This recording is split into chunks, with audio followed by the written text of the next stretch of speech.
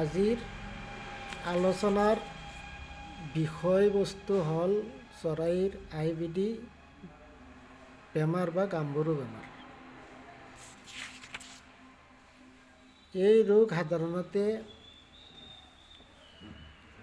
3 পৰা 6 সপ্তাহৰ কুকুৰাৰ পোৱালীক বেছিকৈ আক্ৰান্ত কৰে, য'ত মলদ্বাৰৰ চাৰিওফালে মল লাগি থকা দেখা যায়।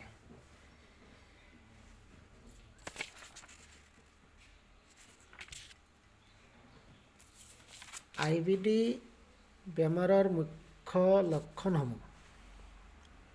প্ৰাৰম্ভিক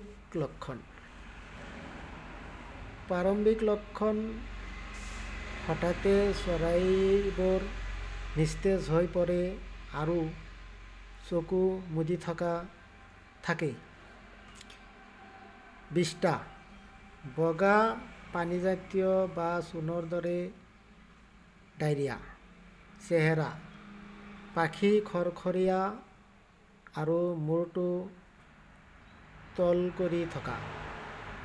আচৰণ, কঁপনি উঠা, চলাচল নকৰা আৰু জাকৰ পৰা আঁতৰি থকা।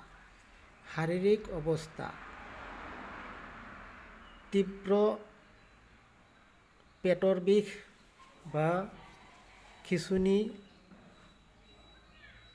মলদ্বাৰৰ চাৰিওফালে পাখি লেতেৰা হোৱা। মৃত্যুৰ হাৰ, ৰোগৰ লক্ষণ দেখা দিয়াৰ প্ৰায় 3-4 দিনৰ ভিতৰত উচ্চ হাৰত মৃত্যু হয়। এই ৰোগৰ লক্ষণসমূহ হঠাতে দেখা দিয়ে আৰু ৰোগাক্ৰান্ত চৰাইৰ প্ৰতিষেধক ক্ষমতা হ্ৰাস পায়। এই ৰোগৰ প্ৰতিষেধক হিচাপে ডক্টৰ জনছৰ গাম্বুৰো ড্ৰপেও কাম কৰে আৰু এলোপেথিক NO-200 মেডিচিনেও এই বেমাৰত কাম কৰে। কিন্তু এলোপেথিক 200 মেডিচিনত পাৰ্শ্বক্ৰিয়া আছে আৰু